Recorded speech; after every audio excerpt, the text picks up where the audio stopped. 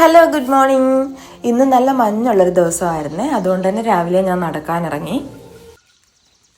ഇന്ന് ബ്രേക്ക്ഫാസ്റ്റിനായിട്ടൊന്നും കരുതിയിട്ടുണ്ടായിരുന്നില്ലേ, അപ്പം നമ്മൾ വിചാരിച്ചു കുറച്ച് കാച്ചിൽ പുഴുങ്ങിയതും കഞ്ഞിയാക്കാവുന്നേ.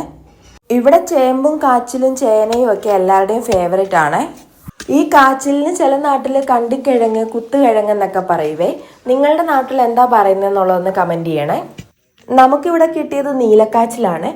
പ്രമേഹം കുറയാനും രക്തസമ്മർദ്ദം കുറയാനും ഒക്കെ കാച്ചിൽ കഴിക്കുന്നത് നല്ലതാണെന്ന് പറഞ്ഞ് കേട്ടിട്ടുണ്ട്. അതേപോലെ തന്നെ ക്യാൻസർ വരാതിരിക്കാനും കാച്ചിൽ കഴിക്കുന്നത് നല്ലതാണെന്ന് പറയുന്നത് കേട്ടിട്ടുണ്ട്. അതിൽ എത്രമാത്രം കൃത്യതയുണ്ടെന്ന് എനിക്കറിയില്ല.